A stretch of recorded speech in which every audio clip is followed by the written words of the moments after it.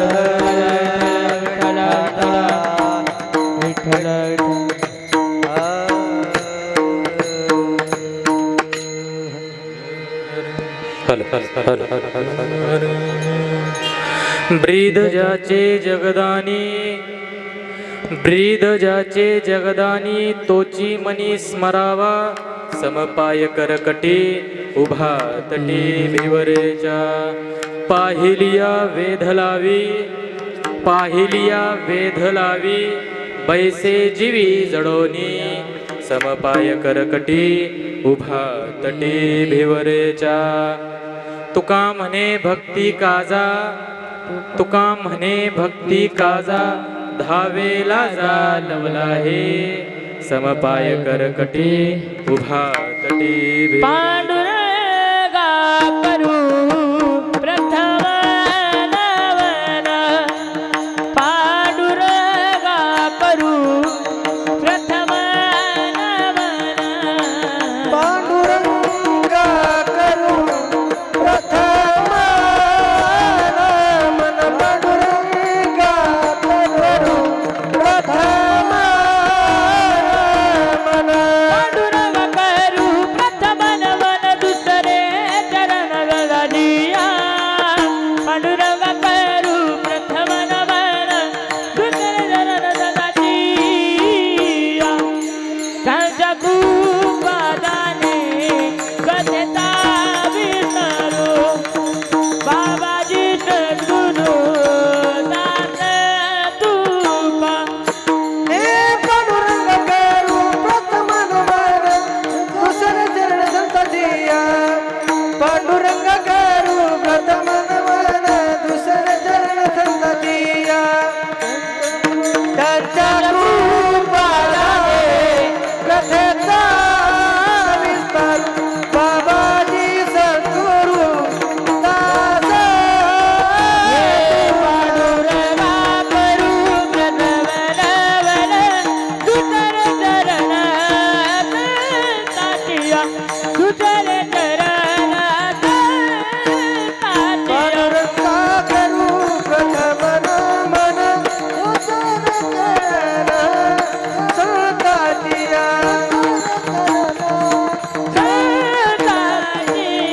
संततिया. पांडुरंग करू प्रथम नमन, दुसरे चरण संतांचिया. त्यांच्या कृपादाने कथेचा विस्तारू, बाबाजी सद्गुरू दास तुका. जयांचे केलिया स्मरण, होय सकळ विद्यांचे अधिकरण, तेची वंदो श्रीचरण श्री गुरूंचे. ते नमस्कारुनी आता मस्तक हे पायावरी. मस्तक हे पायावरी, मस्तक हे पायावरी, मस्तक हे पायावरी. या वार करी तात्या, वार करी तात्या. वार करी संताच्या, या वार करी संताच्या, या वार करी संताच्या, हे या वार मस्तक हे पायावरी, मस्तक हे पायावरी, या वार करी तात्या, या वार करी तात्या. हे मस्तक हे पायावरी, मस्तक पायावरी, या वार करी संताच्या, या वार करी संताच्या, संताच्या, संता.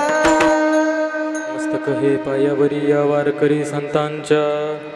प्रथम अखंड ब्रह्मांड चालक, अखंड ब्रह्मांड नायक, रुक्मिणी प्राण संजीवन, पंढरपूर निवासी पांडुरंग परमात्म्याच्या चरणी नतमस्तक.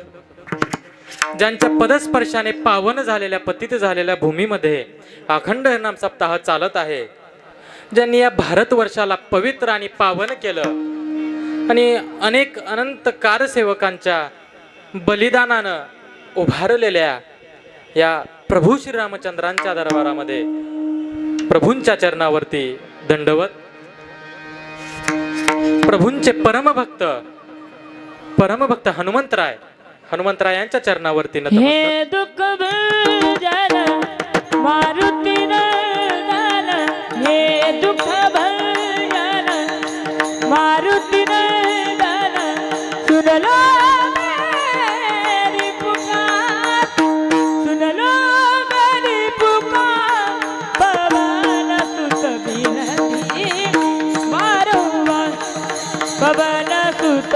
विनती वारंवार हे दुःख भंजन मारुती नंदन, हे दुःख भंजन मारुती नंदन, सुन लो मेरी पुकार, कवन सुत विनती वारंवार, कवन सुत विनती वारंवार. शरण शरण हनुमंता तुम्हालो रामदूता, तुम्हालो रामदूता,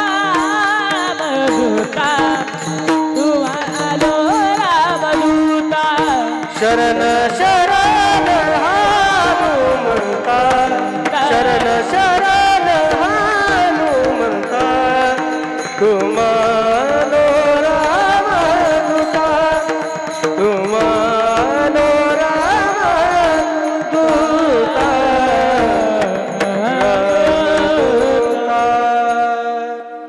परमभक्त पवनपुत्र हनुमंतरायांच्या चरणावरती नतमस्तक.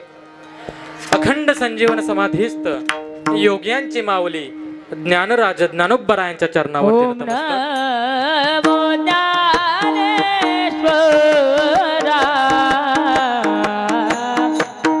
ओम नमो ज्ञानेश्वरा, ओम नमो ज्ञानेश्वरा,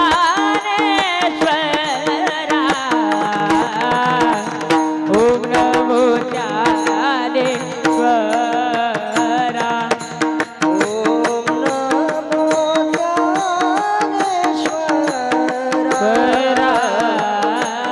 ओम नमो ज्ञानेश्वरा, ओम नमो ज्ञानेश्वरा, ओम नमो ज्ञानेश्वरा. हे करुणाकरा दयाळा, करुणाकरा दयाळा, हे करुणाकरा दयाळा, तुमचा अनुग्रह लाभलो, तुमचा अनुग्रह लाभलो, तुमचा अनुग्रह लाभलो, पावन झालो चराचरी. करुणाकरा दयाळा, करुणाकरा दयाळा, हे करुणाकरा दयाळा, तुमचा अनुग्रह लाभलो, तुमचा अनुग्रह लाभलो, तुमचा अनुग्रह लाभलो, पावन झालो चराचरी.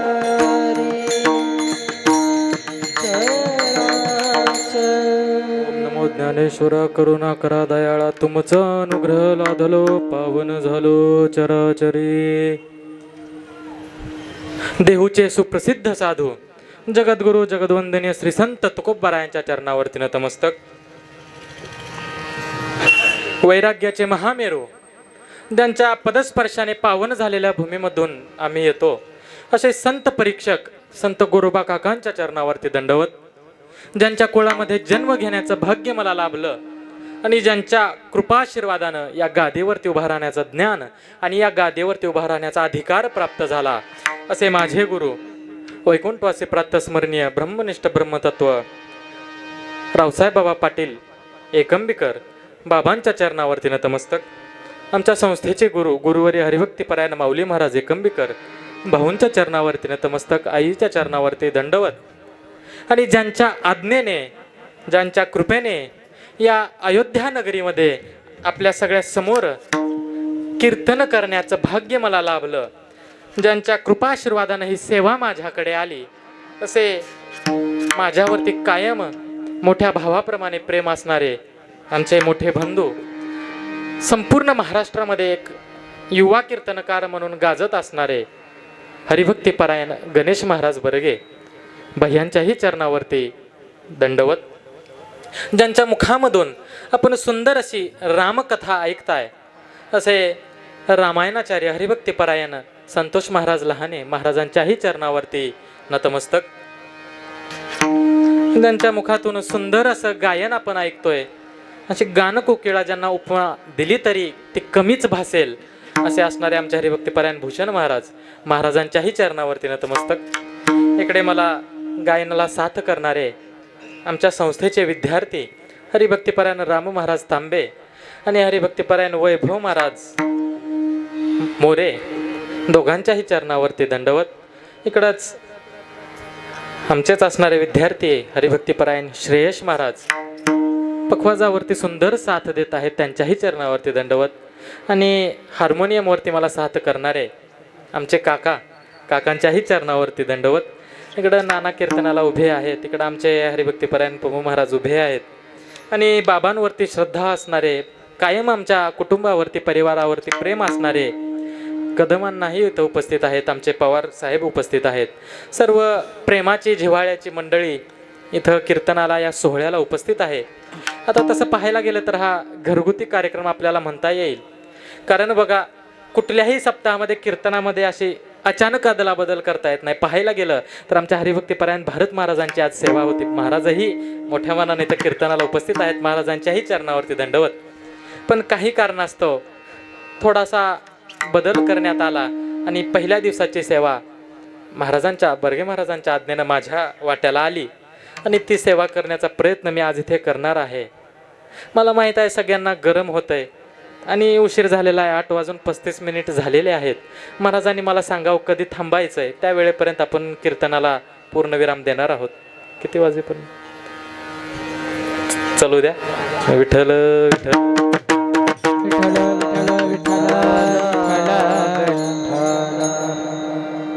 आमच्या फडावरील कुठल्याही गावामध्ये जर सप्ताह असेल तर त्या सप्ताहाचं व्यासपीठ चालवणारे व्यासपीठ चालक आमचे हरिभक्तीपरायण मुंडे गुरुजीही इथं उपस्थित आहेत. सगळ्यांच्या चरणावरती दंडवत. सगळ्यांचे नाव घेत राहिलं तर कीर्तन यातच संपल. कसं आहे महाराज, मला कधी कधी वाटते धोत्राच्या डिझायनिंगमध्ये थोडा फॉल्ट झाला काय की. गंमत कशी आहे बघा, गरम सगळ्यांनाच व्हायला लागलंय, पण महिलांकडे पर्याय आहे महाराज. महिलांकडे काय पर्याय आहे? पदरानं हवा घालायची. धोत्राला एक पदर दिला असता तर किती बरं झालं असतं महाराज, आम्ही पण हवा घेतली असते. विठ्ठल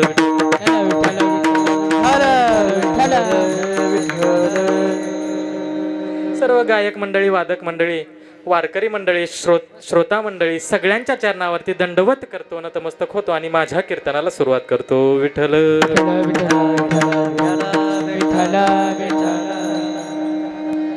श्री संत जगद्गुरु तुकोबरायांचा भगवंताच्या स्वरूपाचं वर्णन करणारा, भगवंताचं स्वरूप लक्षण सांगणारा, तटस्थ लक्षण सांगणारा आणि सांगता सांगता भाविकांना वारकऱ्यांना उपदेश देणारा उपदेश प्रकरणातील अभंग आपण कीर्तन रूपी सेवेसाठी निवडलेला आहे.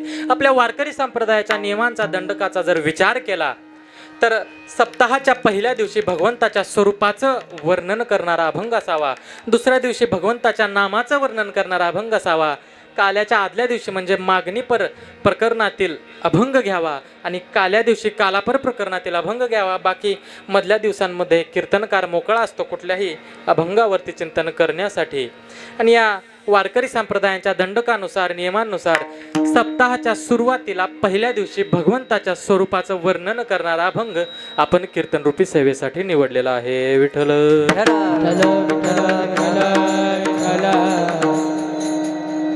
सेवेकर्त्या निवडलेल्या अभंगामध्ये जगद्गुरु जगदवंदने श्री संत तुकोबराय काय करतात बघा, तर भगवंताचं वर्णन करतात, त्या पांडुरंगाचं, त्या परमात्म्याचं वर्णन करतात. आणि भगवंताचं वर्णन करत असताना जगद्गुरु तुकोबराय काय सांगतात बघा, त्याचं लक्षण सांगतात. ज्यावेळेस एखाद्या गोष्टीचं वर्णन करायचं असतं, एखादी गोष्ट सांगायची असती तर तिच्या लक्षणाचा विचार करावा लागतो. तो कसा का आपण कीर्तनामध्ये पाहणार आहोत. पण या ठिकाणी ज्या लक्षणाचा जगद्गुरु तुकोबरायांनी विचार केलेला आहे, पाहायला गेलं तर षडगुण सौंदर्य असणारा, षडगुण असणारा, तो 6 गुण असणारा परिपूर्ण आमचा भगवंत. पण त्या गुणांपैकी एका गुणाचं वर्णन इथं जगद्गुरु तुकोबराय करतात. तुकोबाराय काय म्हणतात बघा, तर ब्रीद ज्याचे जगदानी, जो भगवंत आहे, जो आमचा देव आहे, जो आमचा पांडुरंग आहे, त्याचं ब्रीद काय आहे महाराज, त्याची खून काय आहे, त्याचं ओळख काय आहे, तर तो कसा आहे, जगदानी आहे. जगदानी मग आता जगाला दान देणारा का जगाचं दान देणारा ते आपण अभंगामध्ये पाहणार आहोत. पण तो कसा आहे, तर तो दान देणारा आहे महाराज. तो दान देत असतो कायम आणि प्रत्येक गोष्टीचं देणारा दाता कोण आहे, तर तो आमचा भगवंत आहे. आणि असा दाता असणारा, असा दानी तोची एक दान शूरदाता, शूरदाता तोची एक दान शूरदाता, तोची एक दान शूरदाता, तोची एक दान शूरदाता. विटेवर ज्याचे पाऊल समान, विटेवर ज्याचे पाऊल समान, तोची एक दान शूरदाता, शूरदाता तोची एक दान शूरदाची पाऊल समान, विटेवर ज्याची पाऊल समान, तोची एक दान शूरदाता,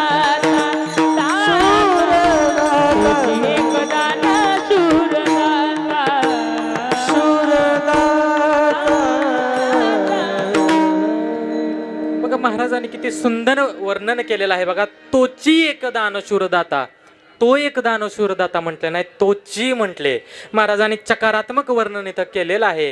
कारण महाराजांना माहिती आहे, कुठल्याही गोष्टीचं दान जर पाहिजे असेल, कुठल्याही गोष्टीची प्राप्ती जर पाहिजे असेल, तर जो देऊ शकतो आणि प्रत्येक गोष्ट देऊ शकतो त्याच्याकडेच मागावं. त्याचंही वर्णन केलं.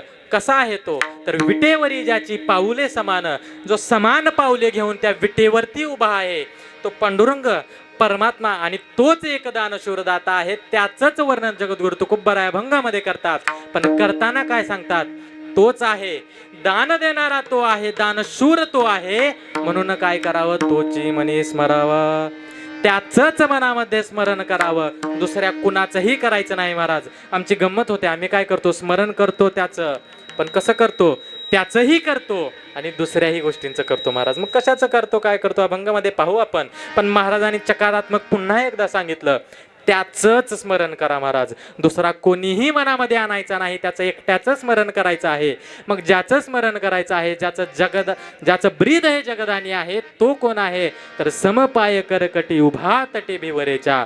आमचा पांडुरंग कुठं आहे महाराज, आमचा पांडुरंग कसा आहे, तर समान पाय घेऊन कमरेवरती हात ठेवून त्या भिवरेच्या, त्या चंद्रभागेच्या काठावरती उभा आहे महाराज. मग तो काठावर त्या उभा असणारा आमचा भगवंत, त्याचं स्मरण करायचंय. पण स्मरण करताना जर त्याच्याकडे पाहिलं ना, महाराज काय म्हणतात, तर पाहिली या वेद लावी बैसे जीवी जडोनी. तो इतका सुंदर आहे महाराज, इतका सुंदर असणारा आमचा पांडुरंग आहे, परमात्मा आहे. एकदा का जर त्याच्याकडे पाहिलं, विठ्ठल विठ्ठल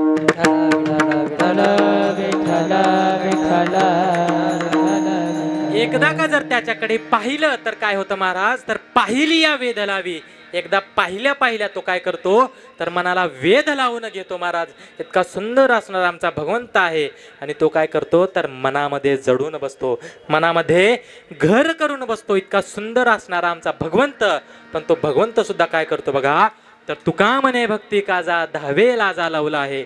एवढा सुंदर असणारा, एवढा जगाचा मालक असणारा, एवढा जगदानी असणारा आमचा पांडुरंग. अहो जर भक्ताला गरज लागली, जर भक्त अडचणीत आला, तर कसल्याही गोष्टीची तमा न बाळगता, कसल्याही गोष्टीची लाज मनात न धरता काय करतो, तर धावून येतो महाराज. कशासाठी, तर फक्त आणि फक्त भक्ताच्या कामासाठी. तुका म्हणे भक्ती काजा, भक्ताच्या कामासाठी तो देव धावून येत असतो. आणि तो धावून येणारा देव कुठं आहे, तर तो पंढरीत आहे. तो कसा आहे, तर समान पाय घेऊन कमरेवरती हात ठेवून भिवरेच्या काठावरती उभा आहे. त्याला ओळखायचं कसं, त्याचं लक्षण काय, तर तो जगदानी आहे. आणि काय करावं, तर त्याचंच स्मरण करावं, असं जगद्गुरु तुकोबाराय या अभंगामध्ये सांगतात. आणि हा या अभंगाचा सरळ सरळ भावार्थ आहे. विठ्ठल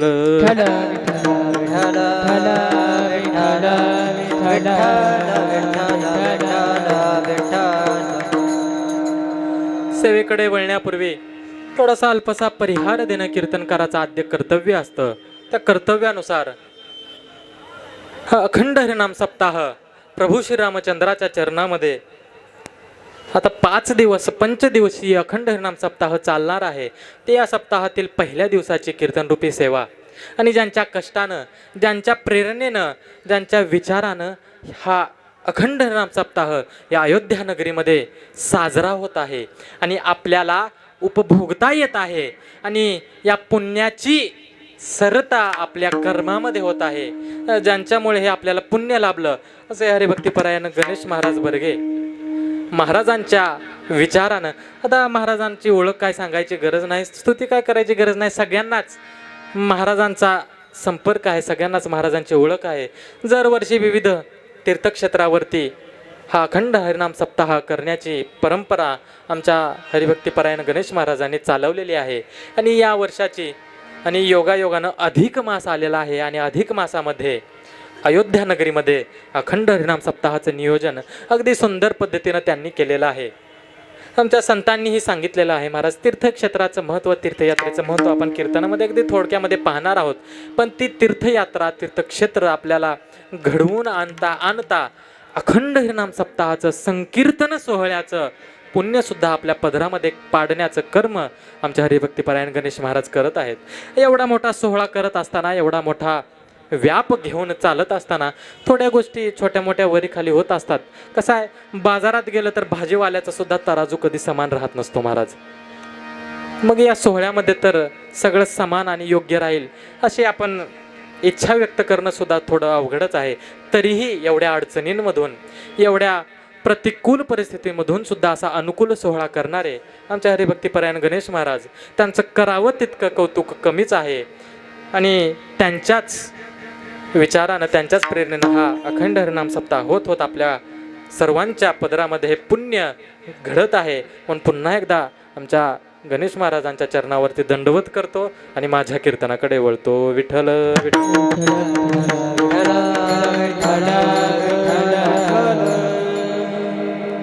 श्री संत जगद्गुरु तुकोबारायाचा कीर्तनरूपी सेवेसाठी निवडलेला अभंग 4 चरणाचा भगवंताच्या स्वरूपाचं वर्णन करणारा व उपदेश देणारा अभंग आपण कीर्तनरूपी सेवेसाठी निवडलेला आहे. ज्यावेळेस जगद्गुरु तुकोबाराय उपदेश करतात, आता उपदेश करताना काही पद्धती आहेत महाराज, उपदेश करताना काही नियम आहेत. उपदेश करावा, उपदेश कुणी करावा? उपदेश आमच्या संतांनी करावा महाराज. कुणी करावा, कसा करावा, का करावा या विचारामध्ये आपण जास्त खोल्यामध्ये जाणार नाहीत, वेळ अगदी कमी आहे. थोडक्यामध्ये आपल्याला पाहून जायचं आहे. बघा, उपदेश कुणाला करावा?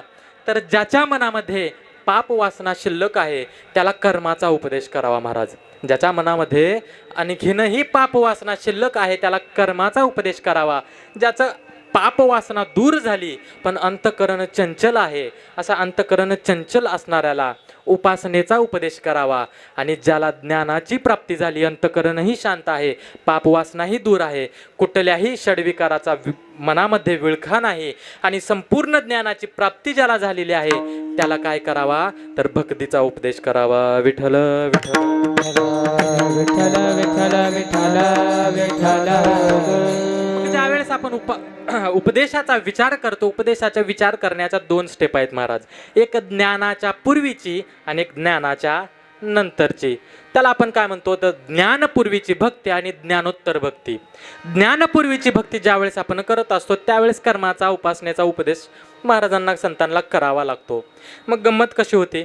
आता महाराजांनी तीर्थयात्रेला आपल्याला आणलेला आहे. तीर्थयात्रा म्हणजे काय?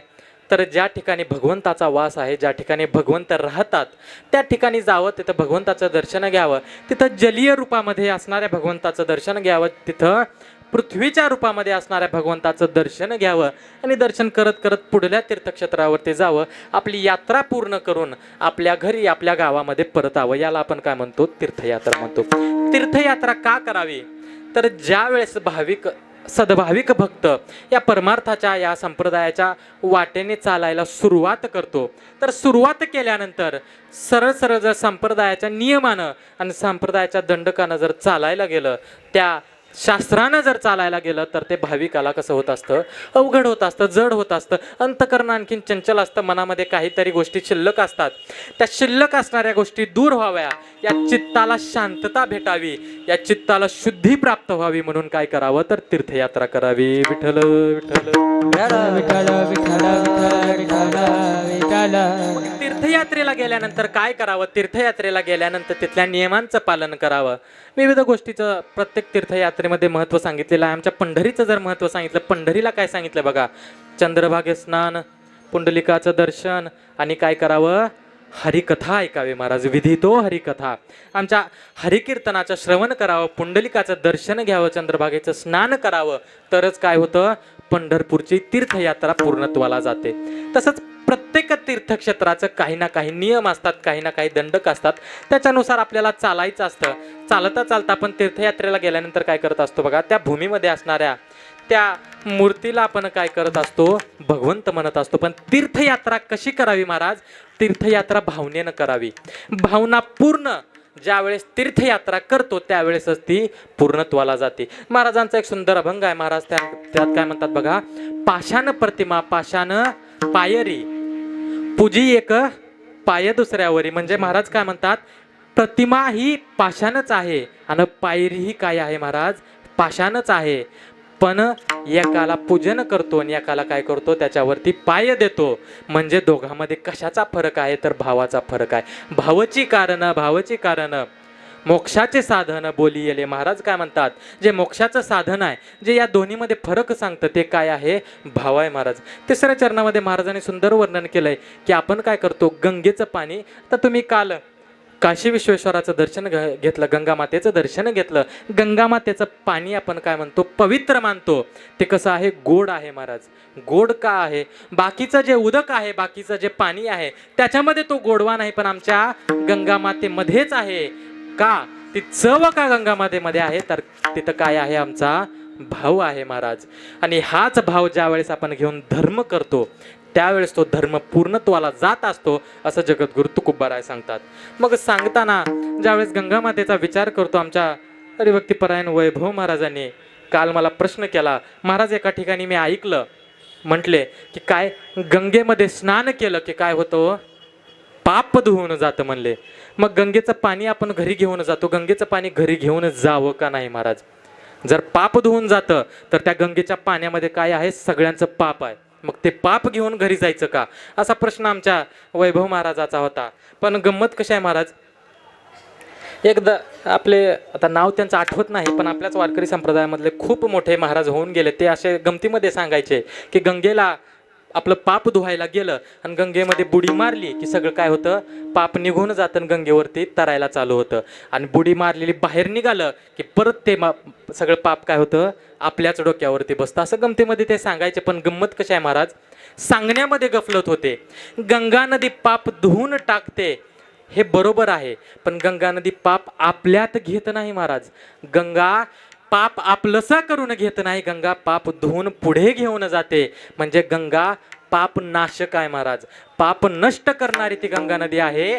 त्याच्यामुळं ती कधीही पावन आणि पवित्र असणारी आमची नदी आहे महाराज. त्याच्यामुळे तिच्यामध्ये कितीही आपण पाप धुवायला गेलो, परत तीच गंमत आहे महाराज. आपण गंगेमध्ये दर्शनाला, आपण गंगेमध्ये आंघोळीला जातो, कशासाठी जातो, पाप धुवायला. बरोबर, सगळ्याला मान्य आहे.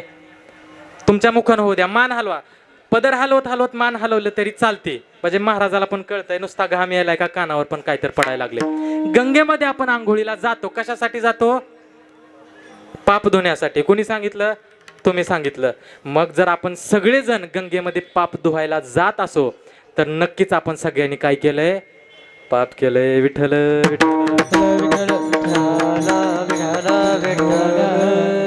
मग याच पापातून निवृत्ती व्हावी आणि पुण्य आपल्या पदरामध्ये पडावं म्हणून काय करावं, तीर्थयात्रा करावी महाराज. मग तीर्थयात्रा करावी आणि ती तीर्थयात्रा आमच्या हरिभक्तीपरायण गणेश महाराज आपल्या सगळ्यांकडून करून घेत आहेत. म्हणजे सगळ्यात जास्त जर या तीर्थयात्रेचं पुण्य कोणाला प्राप्त होतंय तर आमच्या महाराजांना प्राप्त होतंय. विठ्ठल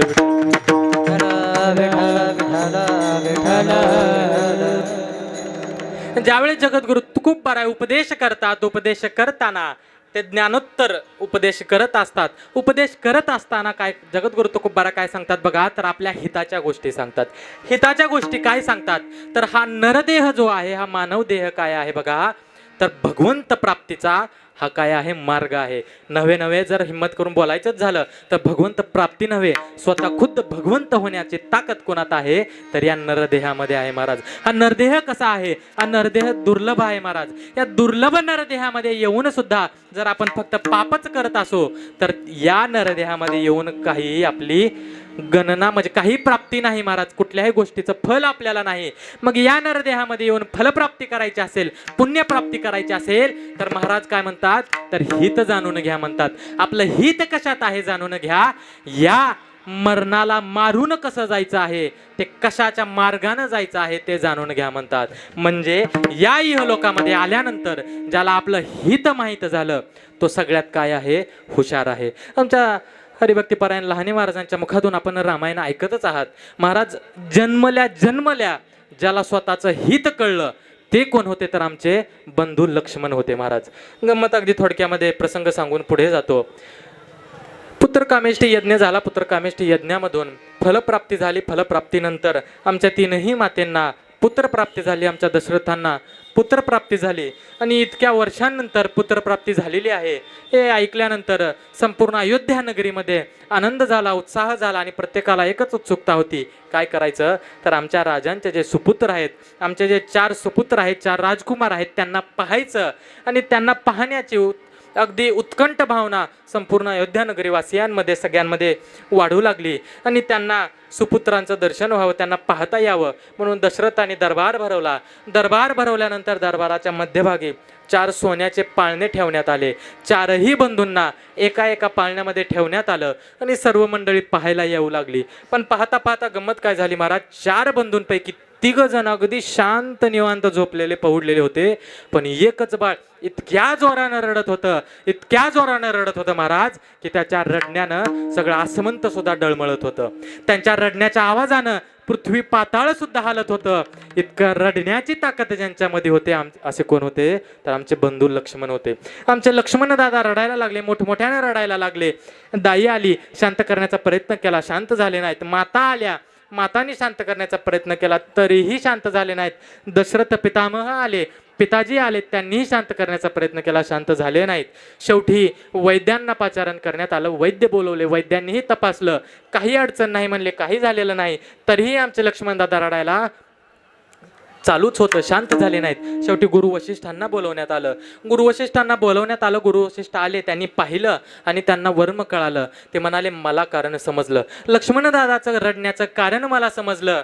म्हणून समजून त्यांनी काय केलं, लक्ष्मण दादाच्या पाळण्यावर जवळ गेले, लक्ष्मण दादांना त्या सोन्याच्या पाळण्यामधून उचललं आणि उचलून घेऊन ज्या पाळण्यामध्ये आमच्या प्रभू श्रीरामचंद्रांना ठेवण्यात आलं होतं त्या पाळण्याजवळ आले आणि प्रभू श्रीरामचंद्रांच्या पायाजवळ लक्ष्मण दादाला ठेवलं. आणि जसं प्रभूंच्या पायाजवळ लक्ष्मण दादाला ठेवलं, तत्क्षणी लक्ष्मण दादाने रडायचं बंद केलं. विठ्ठल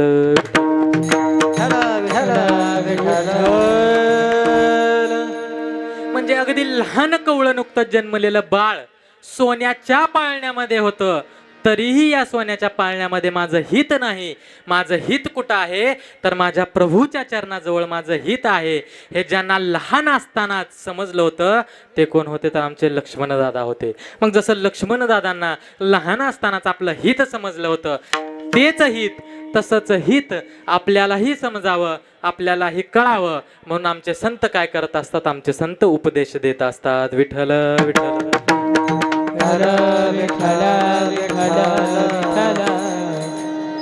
मग महाराज म्हणतात की हित जाणून घ्या, आपलं हित करून घ्या. मग हित करून घ्यायचंय म्हणजे काय हो, तर या जन्म मृत्यूच्या फेऱ्यामधून चुकायचंय महाराज. म्हणजे काय हो, मोक्षाची मुक्तीची प्राप्ती करून घ्यायची आहे. मग जर आपल्याला मोक्षाची प्राप्ती करून घ्यायची आहे, जर आपल्याला मुक्तीची प्राप्ती करून घ्यायची आहे, तर कशी करावी महाराज, तर ज्याच्याकडे ती आहे त्याच्याकडून करून घ्यावी महाराज. ज्याच्याकडे ती देण्याची ताकद आहे त्याच्याकडून करून घ्यावी. आता आमच्या हरिभक्तीपरायण गणेश महाराजांनी इतका सुंदर सोहळा केला. इथं तीर्थयात्रेला आपल्याला आणलेला आहे. जर तुम्हाला तीर्थयात्रेला जायचं असेल तर कुणाला विचारणा करावी, तर आमच्या गणेश महाराजांना विचार करावी, कारण त्यांच्याकडे विचारही आहे आणि त्यांच्याकडे ती पूर्ण करण्याची शक्तीही आहे महाराज. म्हणून काय करावं, त्यांना विचारावं. मग जर मुक्ती प्राप्त करून घ्यायची आहे, मोक्ष प्राप्त करून घ्यायचा आहे, कुणाला विचारावं, ज्यांना तो प्राप्त झाला महाराज. मग कुणाला प्राप्त झाला, तर आमच्या संतांना प्राप्त झाला महाराज. मग संतांना विचारलं, संतांनीही सांगितलं, संतांनी सांगितलं मोक्ष प्राप्त करून घ्यायचा आहे ना, ठीक आहे. मुक्ती मिळवायची ना, ठीक आहे. मग जो देऊ शकतो, ज्याच्याकडे देण्याची ताकद आहे, त्यालाच मागावं. मग ज्याच्याकडे मोक्ष प्राप्त करून देण्याची ताकद आहे, ज्याच्याकडे मुक्ती देण्याची ताकद आहे, असा कोण आहे महाराज? तो जगामध्ये एकच आहे. तो काय आहे? दानी आहे महाराज, दाता आहे. त्याला मागलं त्या गोष्टीची तो आपल्याला काय करत असतो? प्राप्ती करून देत असतो. संसारातल्या गोष्टीची तर देतोच महाराज, पण मोक्ष सुद्धा, मुक्ती सुद्धा ज्याच्याकडून प्राप्त होते तो कोण आहे? तर आमचा भगवंत आहे, तो जगदानी आहे. अभंगाचं पहिलं चरण. ब्रीद जाते जगदानी, ब्रीद जाते जगदानी, ब्रीद जाते जगदानी, ब्रीद जाते जगदानी, ब्रीद जाते जगदानी, ब्रीद जाते जगदानी, ब्रीद जाते जगदानी, ब्रीद जाते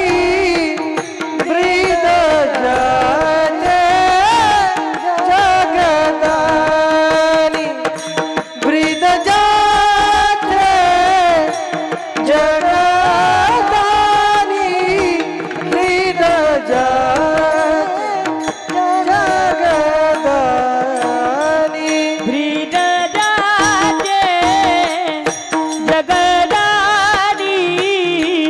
ब्रीद जाते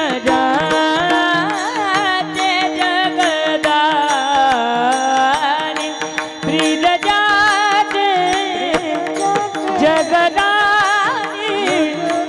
ब्रीद जाते जगदानी.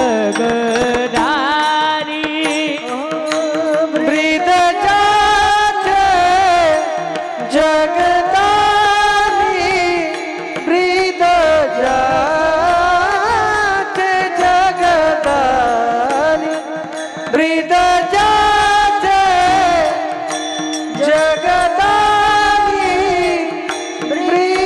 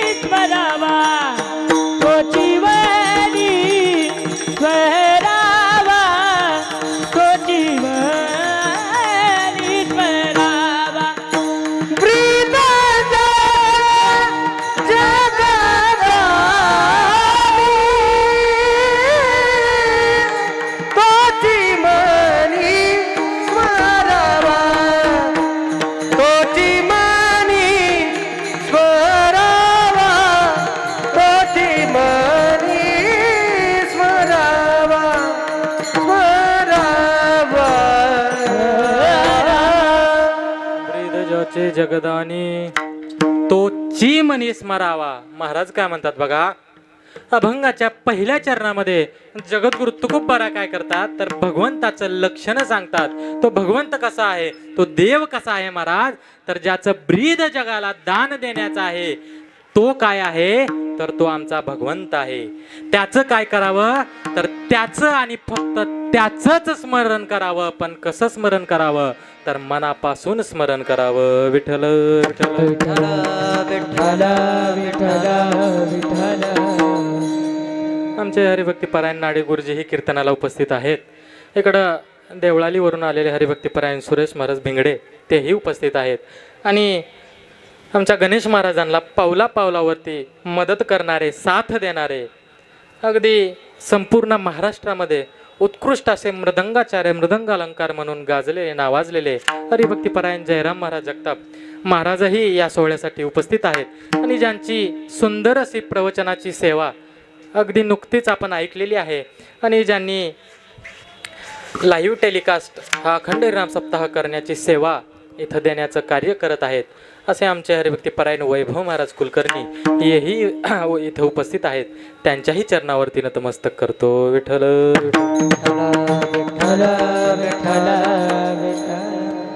महाराज ज्यावेळी जगद्गुरु तुकोबराय भगवंताचं लक्षण सांगतात, लक्षण सांगताना देवाचं कुठलं लक्षण सांगितलं तर दान सांगितलं. महाराज दान किती महत्वाचं आहे बघा. शास्त्र काय सांगतं की दान अशी गोष्ट आहे की ती काय करते, क्षणार्धार्थ कुणालाही मोठं करते आणि क्षणार्धार्थ कुणालाही छोटं करते. महाराज ब्रह्मालाही वामनत्व यावं इतकी ताकद कुणात आहे तर दानात आहे. महाराज ब्रह्माच्या फक्त मनामध्ये काहीतरी मागण्याची इच्छा उद्भवावी आणि फक्त इच्छा निर्माण झाली म्हणून त्यांना वामनत्व यावं. वामनत्व म्हणजे काय, छोटेपणा यावा. इतकी ताकद कशामध्ये आहे तर दानामध्ये आहे. महाराज मग ज्याला लवकर मोठं व्हायचंय त्यानं काय करावं, दान द्यावं. आणि ज्याला छोटं व्हायचंय, लहानच राहायचंय त्यानं काय करावं, कायम मागत राहावं. विठ्ठल विठ्ठल विठ्ठल विठ्ठल. मग जो कायम देणारा आहे तो कायम देणारा कोण आहे तर आमचा भगवंत आहे. महाराज तो कसा आहे देणारा बघा. शास्त्र काय सांगतं, जो देतो त्याला देव म्हणावं आणि जो घेतो त्याला जीव म्हणावं. विठ्ठल विठ्ठल.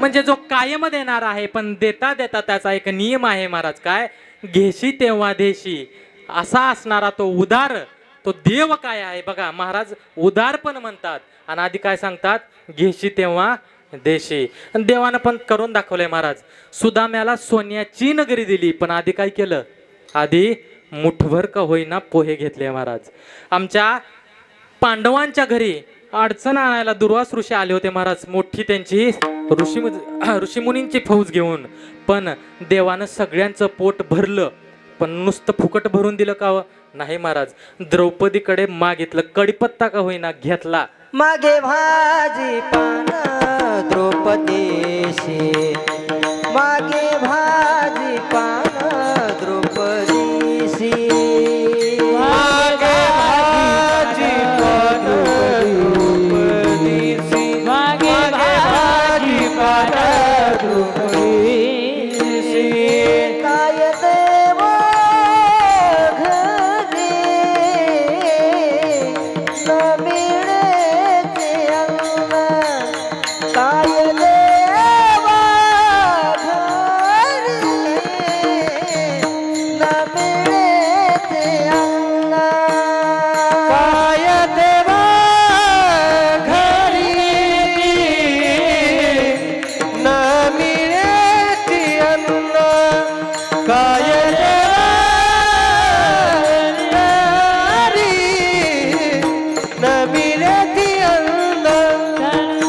मागे भाजी पान द्रौपदीशी, मागे भाजी पान द्रौपदीशी, मागे भाजी पान द्रौपदीशी. उच्चिष्टाचे फळे काय विलगीची, उच्चिष्टाचे फळे काय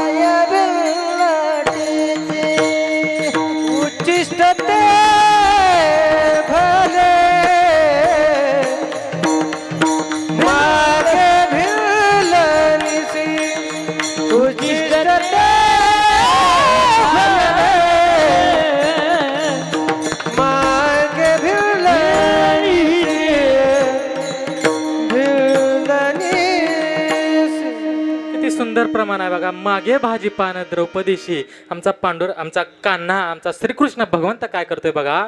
द्रौपदी जवळ भाजी पान म्हणजे आपलं कडीपत्त्याचं जे पान आहे ते मागतोय महाराज. आणि बघा ते पानही कसं आहे, पांडवांची सगळ्यांची जेवणं झाली होती महाराज. आपणच उशिरा भांडी धुतोय समजायचं नाही. जेवण उरकून बसले होते मग कृष्ण मग सगळे ऋषीमुनी आले होते, तरी बी पांडवाची भांडी खरकटीच होती महाराज, धुतलेली नव्हती. त्याच्यामुळं जर कोण रागवायलं धुकी भांडी म्हणून, द्रौपदी बी धुत नव्हती म्हणायचं लवकर. आणि जर तिनं धुतलं असतं देवाला काय दिलं असतं महाराज, काहीच नव्हतं घरात द्यायला. त्या खरकट्या भांड्यावरचं एक भाजी पान उष्ट महाराज जे खाऊन उरलेलं होतं ते देवानं मागावं आणि ते घेतल्यानंतर हजारो आलेल्या ऋषीमुनींचं पोट भरून द्यावं. बघा देवाचा नियम आहे, घेशी तेव्हा देशी. त्याला काहीही द्या पण काय करावं लागतं, द्यावं लागतं. पण एकदा का त्याला दिलं महाराज, एकदा त्याला काही दिलं की परत काही मागायची गरज नाही. तुमची इच्छा असेल ना, त्या इच्छेच्या कित्येक पट तो काय करत असतो, देत असतो. विठ्ठल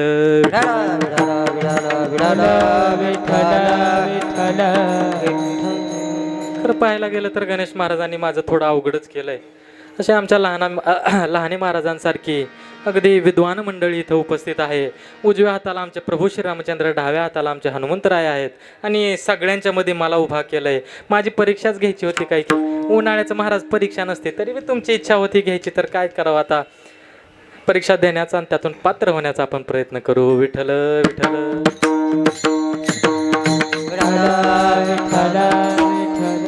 असा तो दान देणारा भगवंत आहे. आणि त्या दानाचं महत्व आमचे जगद्गुरु तुकोबराय अभंगामध्ये सांगतात. आज सकाळी प्रभू श्रीरामचंद्राच्या दर्शनाला जाण्याचं भाग्य प्राप्त झालं. तिथे गेल्यानंतर विविध प्रसंग आपल्या पुराणांमधले संपूर्ण मंदिरामध्ये कोरलेले आहेत. तिथं गेल्यानंतर अगदी ओघामध्ये आलं, दानाचं महत्व आहे म्हणून सांगून जातो.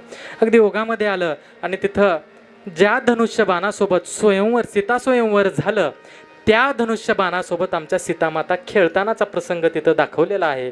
तिथं आमच्या विद्यार्थ्यांनी प्रश्न उपस्थित केला की महाराज हे सीतामाता कशा खेळायच्या, हे धनुष्य कुठलं, याचे काय कथा काय आहे, असं विचारल्यानंतर त्यांना मी सांगितलं की बाबा कीर्तनामध्ये वेळ असला तर सांगून जातो. आणि आमच्या गणेश महाराजांनी सांगितलेलं आहे महाराज चलू द्या, कारण आमच्या सगळ्या महिलांच्या हातात एक एक फॅन आम्ही देऊन ठेवलेला आहे, त्याच्यामुळे टेन्शन नाही, चलू द्या. अगदी थोडक्यामध्ये कथा सांगणार आहे. गंमत काय झाली बघा. प्रसंग आहे की इंद्र भगवंताचं वज्र तयार करायचं होतं.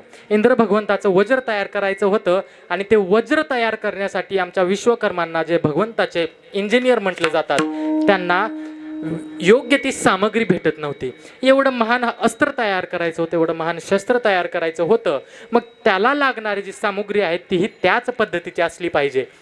मग तेवढं कठोर असणारं काय, तेवढी पात्रता असणारी सामग्री काय, तर काय करावं. इंद्रदेवादी सगळे भगवंत दधीची ऋषींकडे गेले आणि दधीची ऋषींकडे गेल्यानंतर त्यांना मागणी करण्यात आली. कशाची, तर अस्त्र निर्माण करण्यासाठी दधीची ऋषींची हाडं मागण्यात आली महाराज. त्यांच्या शरीरातील अस्थी मागण्यात आल्या. मग मला सांगा, हाडं द्यायची म्हटल्यानंतर त्यांना काय करावं लागेल हो, देह दान करावा लागेल, आपला देह सोडून द्यावा लागेल. आणि कसलाही आणि कुठल्याही क्षणाचा विलंब न करता, विचार न करता आमच्या दधीची ऋषींनी काय केलेलं आहे महाराज, तर आपला देह दान देऊन टाकला. आणि देह दान केल्यानंतर त्यांच्या त्या अस्थींपासून, त्यांच्या त्या हाडांपासून इंद्रदेवाचं वज्र तयार करण्यात आलं. ते वज्र इतकं ताकदवर होतं महाराज की कुठल्याही गोष्टीनं ज्यांना कधीही इजा पोहोचवता येत नाही त्या हनुमंतरायांना सुद्धा घात करणारा ते वज्र होतं. इतकी ताकद कशात होती महाराज, तर दान दिलेल्या अस्थींमध्ये, हाडांमध्ये होते. पण गंमत काय झाली, वज्र बनवण्यात आलं. वज्र बनवल्यानंतर काही हाडं, काही अस्थी शिल्लक राहिल्या होत्या. मग त्या शिल्लक राहिलेल्या अस्थींचं काय करायचं, असं विश्वकर्म्यांपुढे प्रश्न निर्माण झाला. विश्वकर्म्यांनी विचार केला आणि त्या उरलेल्या अस्थींपासून काय केले, तर 2 धनुष्य तयार केले महाराज. 2 धनुष्य तयार केले. 2 धनुष्य तयार करून ते ठेवले. आता एवढ्या मोठ्या ऋषींच्या हाडांपासून ते धनुष्य तयार केले होते, एवढे महान अस्त्र तयार झाले होते. ह्याची पात्रता कोण, हे द्यायचे कुणाला, असा प्रश्न निर्माण झाला. असा प्रश्न निर्माण झाल्यानंतर सगळ्यांनी विचार केला, सगळ्यांनी संगनमत केलं आणि सगळ्यांनी ठरवलं बाबा या दोन धनुष्यांचं जर कोण पात्रता असणारे, योग्य असणारे पुरुष आहेत तर एक आहेत आमचे क्षीरसागरीचे नारायण आणि एक आहेत आमचे भगवंत शंकर, आमचे आदिशंकर, आमचे महाविष्णू.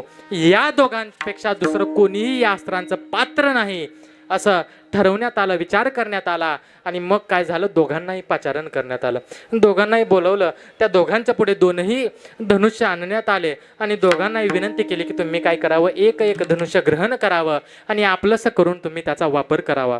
आणि त्यावेळेस त्या दोघांनी काय केलं, दोन्ही धनुष्य हाताळून पाहिली, उचलून पाहिली, थोडी चालवून पाहिली आणि मग एक धनुष्य आमच्या भगवंत विष्णूंनी घेतलं आणि एक धनुष्य आमच्या भगवंत शंकरांनी घेतलं. एका धनुष्याचं नाव होतं सारंग, जे आमच्या भगवंत विष्णूंनी घेतलं म्हणून त्यांना सारंगपती म्हटलं जातं.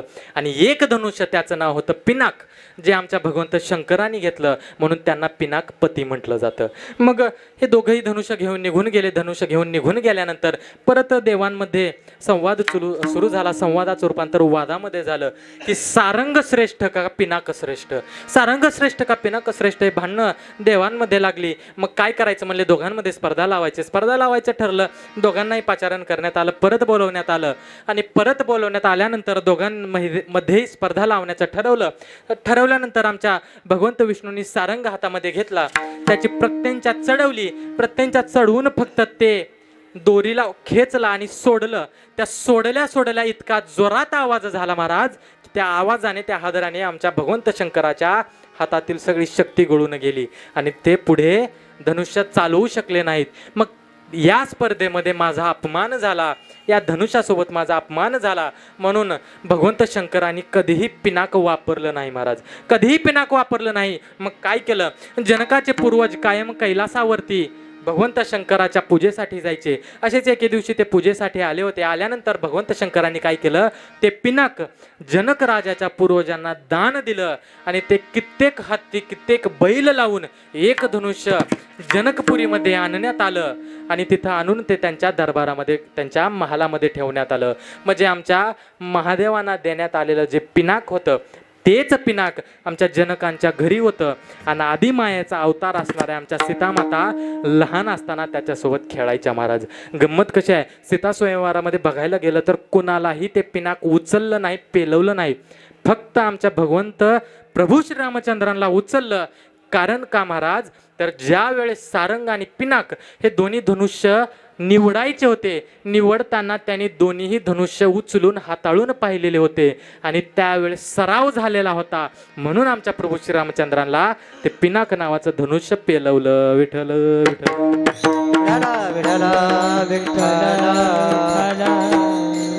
मग एवढा सगळा वृत्तांत सांगितला, पण याची सुरुवात कुठून झाली, तर सुरुवात दानापासून झाली महाराज.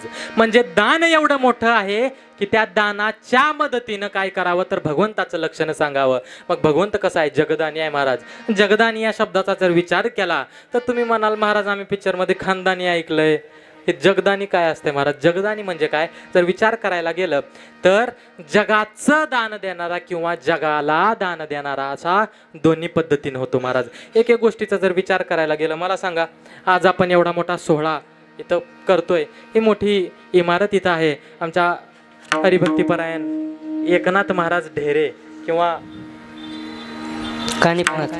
कृष्ण बिहारी दास महाराज अयोध्या यांच्या नियोजनामध्ये आम्हाला हा सोहळा इथं करता येतोय. त्यांच्याही चरणावरती दंडवत. आणि ह्या सोहळा करताना मला सांगा आपण कुठून आलो, गावाकडून आलो बरोबर. कुणाच्या गावाकडून आलो, कुणाच्या आलो गावाकडून, बोला बोला जरा, आपापल्या बरोबर. म्हणजे गाव कुणाचं आहे, आमचं आहे. बर, कुणाच्या घरातून आलो, आपापल्या. म्हणजे घर कुणाचं आहे, आमचं आहे बरोबर. कुणाचे कपडे घेऊन आलो, आमचे. लोकांचे आणले नाहीत ना. हां, म्हणजे कपडे, गाव आमचं, घर आमचं, कपडेही आमचे आणि हा देह सुद्धा कोणाचा आहे महाराज, आमचाच आहे. चुकलं महाराज. मला सांगा किती जण या देहामध्ये ठरवून आले हो, नाही नाही मला याच घरामध्ये याच देहामध्ये जन्माला यायचंय, आलाव का ठरवून? शक्य नाही महाराज. ते येणं फक्त आमच्या संतांनाच जमलं. ज्या देहामध्ये यायचंय ते ठरवून येणं फक्त संतांचाच अधिकार, आमचा नाही. म्हणजे हा देह आम्ही आमचा म्हणतो, पण हा देह आम्हाला दिला कोणी? दुसऱ्यानं दिला. दिलेलं घर आम्हाला कोणी दिलं? दुसऱ्यानं दिलं. दिलेला संसार, दिलेले नातेवाईक, दिलेले सगळे सोयरे, हे सगळं आयुष्य कोणी दिलं आम्हाला? तर दुसऱ्यानं दिलं महाराज. म्हणजे हे सगळं जेवढं दिलेलं आहे एकही गोष्ट आमची नाही. म्हणजे तो देणारा देव कसा आहे? जगाला तर दान देतोच महाराज, पण कशाचं देतो? जगाचं दान देतो. फक्त देह दिला नाही, तर या देहाला जगवण्यासाठी लागणारं अन्न दिलं महाराज. ते अन्न पिकवण्यासाठी लागणारी पृथ्वी दिली. त्या पृथ्वीमध्ये लागणारं पाणी दिलं. श्वास घ्यायला लागणारी हवा दिली. म्हणजे या जेवढ्या गोष्टी या संसारामध्ये या पृथ्वी तलावरती आहेत, या सगळ्या कोणी दिल्यात? तर भगवंताने दिल्यात महाराज. आणि असं तो जगाचं दान करणारा तो काय आहे? जगदानी आहे. विठ्ठल विठ्ठल.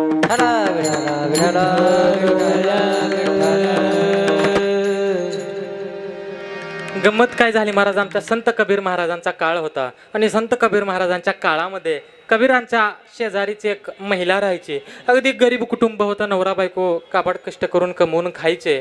आणि कमवून खात असताना एक दिवस अचानक त्या पतिदेवाच्या मनामध्ये विचार आला की बाबा, अरे माझी पत्नी तिचं घर बार सगळं सोडून माझ्यासाठी आली. सगळं घरदार सोडलं आणि माझा संसार चालवतोय. अगदी गरिबीमध्ये हालापेष्टेमध्ये आम्ही चालत आहोत. कधीही कसली तक्रार करत नाही. माझ्यासोबत कष्ट करू लागते, संसार चालवू लागते. तिनं कधीही आपल्याकडे कसली मागणी केली नाही. मग आपण काय करावं? तिला काहीतरी द्यावं असा विचार केला. त्यानं साठवलेले सगळे पैसे एकत्रित केले, गोळा केले आणि सोनाराकडे जाऊन काय केली हो? नाकामध्ये घालायची सोन्याची नथ आणली. कधीही आयुष्यभर संसारात कधीही नवऱ्यानं काय दिलं नाही, पण अचानकपणे त्यानं काय केलं? नाकामध्ये घालण्यासाठी सोन्याची नथ आणली आणि आपल्या बायकोला दिली. किती आनंद झाला असेल हो त्या स्त्रीला, किती आनंद झाला. इतकी खुश झाली महाराज, इतकी खुश झाली. आणल्या तिनं काय केलं? नाकात नथ घातली आणि काय करू लागली? सांगा महिला मंडळ, काय करता? नवीन काहीतरी आणलं की काय करायचं? घालायचं आणि मिरवायचं. आणि इतक्या दिवसानं कधी नाही ती नवऱ्यानं सोन्याचा दागिना आणला होता, नथ आणली होती. ही नवीन नाकात नथ घातली, बाहेर निघाली. कोणाच्या पण घरी जायचं, शेजारणीकडे जायचं. ना ग ऐकलीस का म्हणायचं. ऐकलीस का म्हणता म्हणता काय करायचं? नाकाला खाजवायचं, गालाला खाजवायचं, डोक्याला खाजवायचं. का तर शेजारणीचं लक्ष कुठं जावं? नथनीकडे जावं. तिनं बी विचारावं, बाई सोन्याची आहे का ग? मग माझ्या नवऱ्यानं आणल्या. होय बाई, तुझ्याच नवऱ्यानं आणल्या. आम्ही कुठं म्हणतो आमच्या नवऱ्यानं आणली? तुझ्याच नवऱ्यानं आणली आहे. तिनं परत दुसऱ्याच्या घरी जावं, परत तसंच करावं. बघ काय केलंय? तर माझ्या नवऱ्यानं आणली. काय? सोन्याची नथनी आणली. एक घर दोन घर करत अख्खी गल्ली अर्ध गाव सगळ्याच्या घरादारात जाऊन आली. शेवटी कबीर महाराजांचं घर उरलं. कबीर महाराजांच्या दारामध्ये आली. दारामध्ये आल्या कबीर महाराजांनी विचार केला, बाई शेजारी राहते, कधी तोंड बघायला येत नाही, आज दारात आली आहे, झालंय काय? आली आणि येऊन परत नाक खाजवू लागली, कान खाजवू लागली. कबीरदासांना बोलू लागली. कबीर महाराजांनी विचार केला, ओळखलं कबीर महाराजांनी. म्हणाले, बाई ठीक आहे म्हणले, ओळखलं मी. काय? कधी नाही ते दारात आलीच. कशासाठी आलीच? तर तुझ्या नवऱ्यानं तुला सोन्याची नथ घेऊन दिली आहे, ती दाखवायला आलीच, बरोबर ना? ते म्हणले, महाराज तुम्हाला मनातलं ओळखतंय की हो? मनातलं ओळखायला येतंय. अहो माझ्या नवऱ्यानं किती सुंदर सोन्याचा दागिना आणलाय बघा, किती सुंदर नथनी आणली आहे, म्हणून मी दाखवायला आले. महाराज म्हणले, बाई ठीक आहे, तुझ्याच नवऱ्यानं नथनी आणलेली आहे, कष्टातून संसारातून आणलेली आहे, कौतुक करावं. पण मला एक सांग म्हणले, तुझ्या नवऱ्यानं नथ आणली म्हणून त्याचं एवढं गावभर कौतुक केलं, मग ज्यानं नथ घालायला नाकच दिलं त्याचं किती कौतुक केलं पाहिजे महाराज? देवानं समजा नाकच दिलं नसतं, नथ कुठं घालायची महाराज? नाकाच्या जागी मोठा खड्डा दिला असता श्वास घ्यायला, कसं करायचं होतं महाराज? दिसायचं बी वांद आणि नथ घालायचं बी वांद. विठ्ठल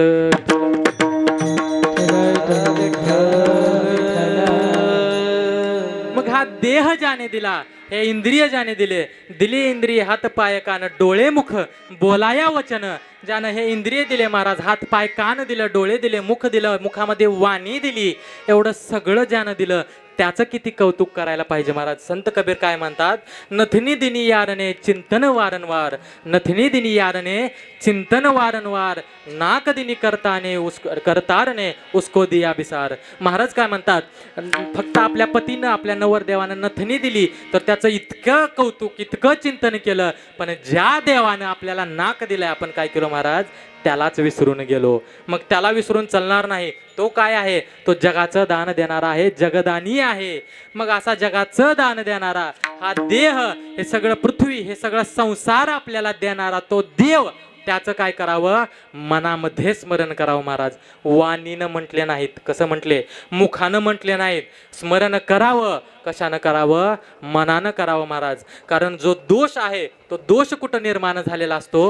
तर दोष मनाला निर्माण झालेला असतो. जो वासनेचा दोष आहे, जो षडविकाराचा विळखा आहे, तो वाणीला नाही, तो मुखाला नाही, तो कशाला आहे? मनाला आहे. पण आपलं गंमत काय होती?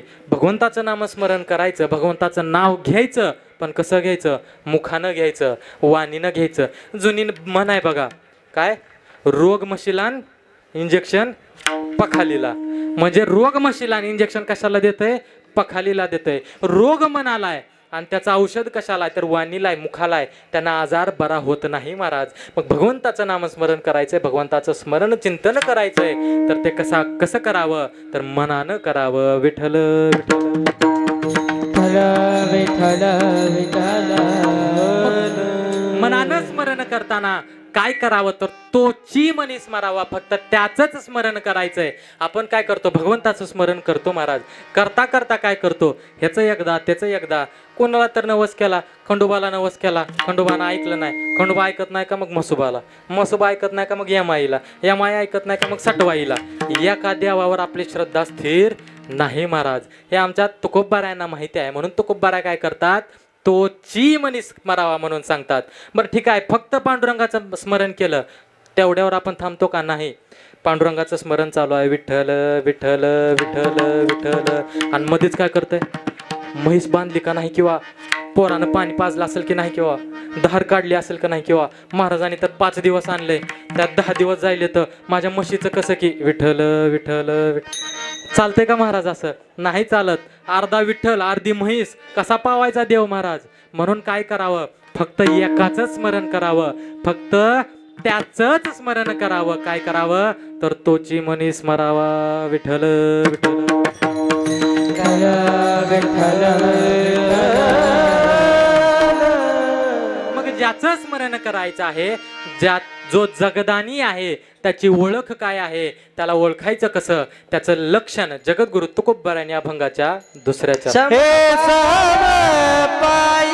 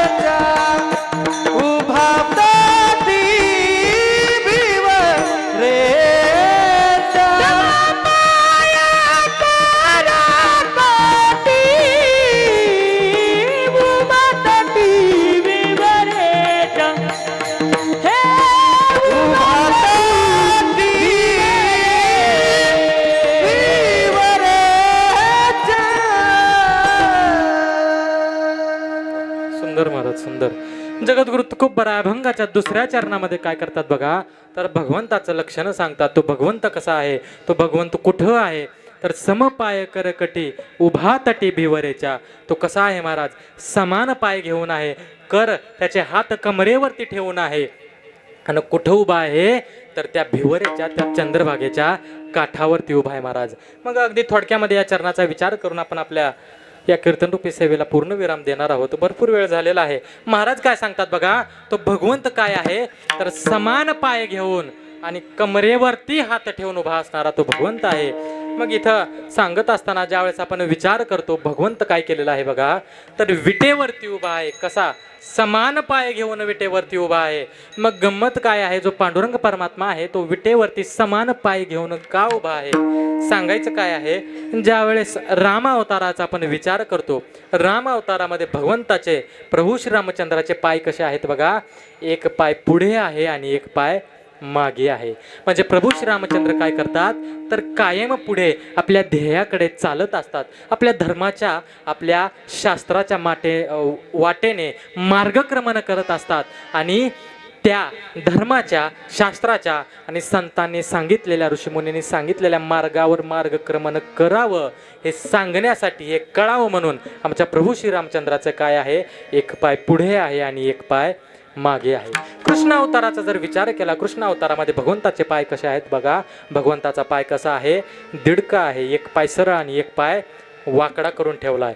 महाराज कृष्ण भगवंतानं काय केलं, कलियुगाची तयारी केली. महाराज कलियुगाची तयारी करत असताना भगवंतानं काय सांगितलं, येणार काय आहे, कलियुग आहे, त्याच्यामध्ये सरळ राहून चालत नाही महाराज, अर्ध वाकडं बी राहावं लागतं तर सरळ चालता येतंय. विठ्ठल विठ्ठल विठ्ठल पण तिथून आलेल्या आमच्या पांडुरंग परमात्म्याचे दोन्ही चरण कसे आहेत, तर समान आहेत महाराज, सम आहेत. कारण तो काय सांगतो, आमचा भगवंत काय सांगतो, की मी इथं विटेवरती उभा राहिल्यानंतर जेवढे काही भाविक, जेवढे काही वारकरी, जेवढे लोक माझ्याकडे येतील त्यांना मी कशी वागणूक देणार आहे, तर समान वागणूक देणार आहे. दुसरे एक कारण आहे समान राहण्याचं, कारण देव काय सांगतो बघा, ज्यावेळेस आपल्याला चालायचं असतं, चालताना आपले पाय कसे असते, तो उजवा पाय पुढे तर डावा पाय मागे, डावा पाय पुढे तर उजवा पाय मागे. म्हणजे चालत असताना दोन्ही पाय कधी सोबत असतात का हो, नाही. जर मी असा उभारलो, आमचे आता ज्ञानेश्वर महाराज उभे आहेत, ज्ञानेश्वर महाराजांना म्हणलं पाय समान ठेवायचं आणि माझ्यापर्यंत यायचं, येता येईल का हो, काय करता येईल, लईत लई उड्या मारता येतील. पण उड्या मारत मारत कुठवर जाणार आहे माणूस, जास्त लांब जाऊ शकतो का, नाही जाऊ शकत.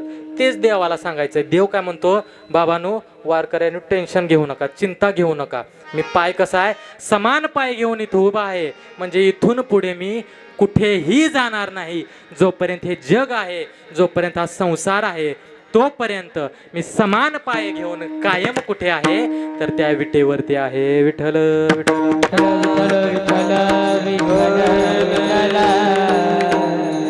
अगदी थोडक्यामध्ये आपल्याला चिंतन करून कीर्तन रूपी सेवेला पूर्ण विराम द्यायचा आहे.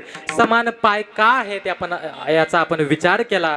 पुढे भगवंताचं जे दुसरं लक्षण सांगितलेलं आहे, दुसरं स्वरूप लक्षण केलेलं आहे, ते काय आहे बघा, तर कर कुठे आहेत, तर कमरेवरती आहेत. भगवंताचे हात कुठे आहेत, तर भगवंताचे हात कमरेवरती आहेत. मग मला सांगा, कमरेवरती हात ठेवून कायमचं युगे 28 युग झालं कमरेवरती हात ठेवून आमचा देव उभा आहे. सोपाय का कमरेवर हात ठेवून उभा राहायचं. देवाला हाताची घडी बांधून पण उभारता आलं असतं, हात मागे बांधूनही उभारता आलं असतं. मग देव कमरेवरतीच हात देऊन का उभा आहे. जर भक्तिशास्त्राचा विचार केला, भक्तिशास्त्रामध्ये याची काही कारणं सांगितलेली आहेत. एवढ्याच कारणाचा विचार करून आपल्याला पूर्णविराम द्यायचा आहे. भक्तिशास्त्र काय सांगतं बघा, आमचा पांडुरंग परमात्मा कमरेवरती हात ठेवून उभा आहे. त्याचं कारण काय आहे, म्हणजे काय झालं महाराज, ज्या वेळेस भगवंत श्रीकृष्ण गोकुळामध्ये होते, गोकुळामध्ये असताना आमच्या नंदबाबाकडे किती गायी होत्या हो, किती होत्या महाराज, 1 कोटी गायी होत्या, बरोबर. मग 1 कोटी गायी, त्याच्यातल्या 50 लाख तर दुभत्या असतील का नाही, अर्धा हिशोब लावला तरी. अहो मग एवढ्या गायींची धार काढून काढून आमचा श्रीकृष्ण भगवंत थकलाय. आणि थकलाय म्हणून काय करतं, थकल्यावर माणूस काय करतो तर कमरेवर हात देऊन थांबतो. आणि धार काढून आमचे श्रीकृष्ण भगवंत थकलेत म्हणून त्यांनी काय केलं तर कमरेवरती हात ठेवला. दुसरा भक्त परत म्हणतो नाही, आमचे पांडुरंग परमात्मा सांगायलेत की काय कर, तर हा जो भवसागर आहे या भवसागरामधून तरुण जायचंय ना, तर तू काय कर, माझा आधार घे. कारण हा भवसागर केवढा आहे, तर हा भवसागर माझ्या कमरे एवढा आहे, माझ्या कमरे पुरताच तो भवसागर आहे. म्हणून जर तरुण जायचं असेल तर काय कर, माझ्या कमरेवरती बस असं सांगतात. म्हणून भगवंताचे हात कुठे आहेत तर कमरेवरती आहेत. परत दुसरा भक्त सांगतो नाही महाराज तसं नाही, लहान असताना आमच्या यशोदा मातेने काय केलं होतं तर उखळ आमच्या श्रीकृष्ण भगवंताच्या कमरेला बांधलं होतं. आणि ते उखळ ओढत आमचे श्रीकृष्ण भगवंत फिरले होते आणि त्या दोरीचा ताण पडून त्यांची कंबर दुखायला लागली. म्हणून श्रीकृष्ण भगवंत आमचे पांडुरंग काय केलेत, कमरेवरती हात ठेवून उभारलेत. परत दुसरा भक्त म्हणला तसंही नाही. मग कसं आहे, भगवंत श्रीकृष्ण कोण होते तर आमच्या अर्जुनाच्या रथाचे सारथी होते महाराज. रथाचे सारथी होते आणि रथाचं सारथ्य करत असताना ते शुभ्र अगदी कापसासारखे असणारे घोडे अर्जुनाच्या रथाचे ते भगवंताला रोज धुवायला लागायचे.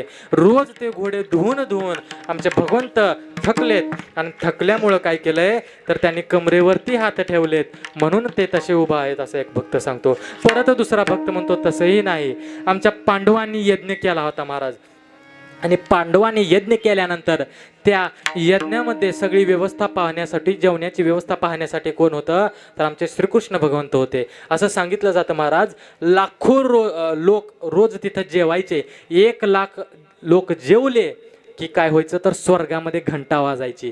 इतके लोक त्या यज्ञामध्ये जेवायचे. आणि तेवढ्या जेवलेल्या लोकांची पत्रावळी कोण उचलायचं तर आमचे श्रीकृष्ण भगवंत उचलायचे. मग एवढ्या मोठ्या पंक्तीमध्ये पत्रावळी उचलून काय झालंय तर आमच्या भगवंत श्रीकृष्णाच्या, आमच्या पांडुरंगाची कंबर दुखते म्हणून तो काय करतोय तर कमरेवरती हात ठेवून उभारलाय. शेवटी एक भक्त म्हणतो तसंही नाही, आमचा देव सांगतोय. म्हणला काय सांगतोय, देव सांगतोय की जगामध्ये आतापर्यंत 3 राम झाले महाराज. काय झाले, जगामध्ये आतापर्यंत 3 राम झाले. एक पहिले परशुराम, दुसरे प्रभू श्रीराम म्हणजे दाशरथी राम आणि शेवटचे बलराम. मग देव काय सांगतो, पहिला परशुरामही मी नाही, नंतरचे बलरामही मी नाही, मधले दाशरथी राम म्हणजे प्रभू श्रीरामचंद्र मी आहे. म्हणून असे मध्यभागी हात ठेवून आमचा भगवंत काय करतोय तर आम्हाला सांगतोय तर मी कोण आहे तर प्रभू श्रीरामचंद्र आहे. विठ्ठल विठ्ठल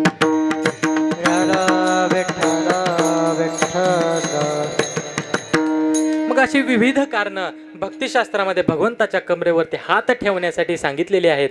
आता कमरेवरती हात का याचाही आपण विचार केला आणि समपाय का याचाही आपण विचार केलेला आहे. मग जो समपाय आहे, ज्याचे करकटेवरती आहेत, समपाय करकटी असणारा तो कुठं आहे तर भिवरेच्या काठावरती उभा आहे महाराज. थोडक्यामध्ये सांगून जातो, कुठल्याही तीर्थक्षेत्रावरती कसं असतं महाराज, त्या देवालयामध्ये उभा असणारी ती मूर्ती ती भगवंत स्वरूप असते.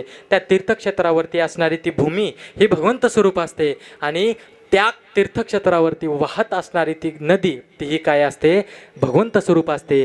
ते नदी म्हणजे भगवंताचं जलीय रूप असतं, पृथ्वी म्हणजे भगवंताचं भूमीय रूप असतं आणि स्वस्वरूप असणारा तो भगवंत तो देवालयामध्ये उपस्थित असतो. म्हणजे त्या देवालयामध्ये उभा असणारे प्रभू श्रीरामचंद्र आमचे राम आहेत. ह्या अयोध्ये नगरीची भूमी ही सुद्धा आमची राम आहे. आणि वाहणारी शरयू नदी ही सुद्धा काय आहे आमची रामच आहे महाराज. काशी विश्वनाथाचं आपण भगवंत घेतलं, काशीची भूमी ही सुद्धा काय आहे विश्वनाथ स्वरूप आहे. भगवंत जे देवालयामध्ये उपलब्ध आहेत ते सुद्धा काय आहेत विश्वनाथ स्वरूप आहेत. आणि जी वाहणारी गंगा आहे ते सुद्धा काय आहे विश्वनाथ स्वरूप आहे. पण गंमत कशी आहे, प्रत्येक तीर्थक्षेत्रावरती एका नदीचा जो अभिमान आहे तो एकाच देवानं धारण केलेला आहे. पण आमच्या चंद्रभागेचा, आमच्या भिवरेचं कसं आहे तर तिन्ही देवाने अभिमान धारण केलेला आहे. भीमाशंकरला तिथं उगम पावल्यापासून निरा नरसिंगपूरपर्यंत आमच्या ब्रह्मदेवाने तिचा अभिमान धारण केला. निरा नरसिंगपूरपासून कृष्णेसोबत संगम होईपर्यंत आमच्या भगवंत विष्णूंनी तिचा अभिमान धारण केला. आणि कृष्णेसोबत संगम झाल्यापासून सागराला जाऊन भेटेपर्यंत आमच्या भगवंत शंकरांनी तिचा अभिमान धारण केलेला आहे. म्हणजे तिन्ही देवांनी त्रिदेवांनी आमच्या चंद्रभागेचा आमच्या भिवेचा अभिमान धारण केलेला आहे. असे आमचे पवित्र पावन चंद्रभागा, आमचे पवित्र पावन भीमा आणि तिच्या काठेवरती समान पाय घेऊन कमरेवरती हात ठेवून आमचा भगवंत उभा आहे. आणि जो भगवंत जगदानी आहे, जगाला दान देणारा आहे, त्या भगवंताचं एकदा आपण सगळ्यांनी मिळून आनंदानं मोठ्या आवाजानं आणि सुरानं काय करायचं आहे, नामस्मरण करायचं आहे. विठोबा रखुमाई, विठोबा रखुमाई, विठोबा रखुमाई, विठोबा रखुमाई, विठोबा रखुमाई, हे रे विठोबा रखुमाई, विठोबा रखुमाई, विठोबा रखुमाई, विठोबा रखुमाई, विठोबा रखुमाई, रखुमाई, विठोबा रखुमाई,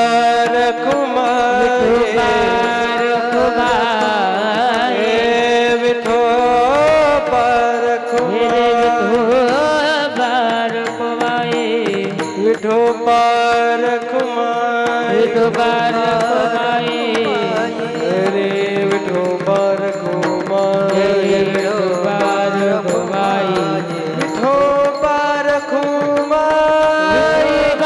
रखुमाई, पुंडलिक वरदा हरी विठ्ठल,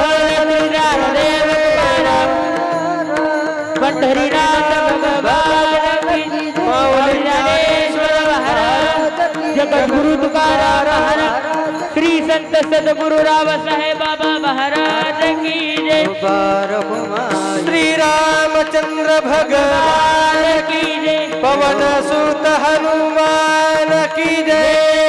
विठोबा रखुमाई, विठोबा रखुमाई, विठोबा रखुमाई, विठोबा रखुमाई, विठोबा रखुमाई, ज्ञानेश्वर मावली, ज्ञानराज मावली तुकाराम, ज्ञानेश्वर माऊली, ज्ञानराज माऊली तुकाराम, ज्ञानेश्वर मावली, ज्ञानराज मावली तुकाराम.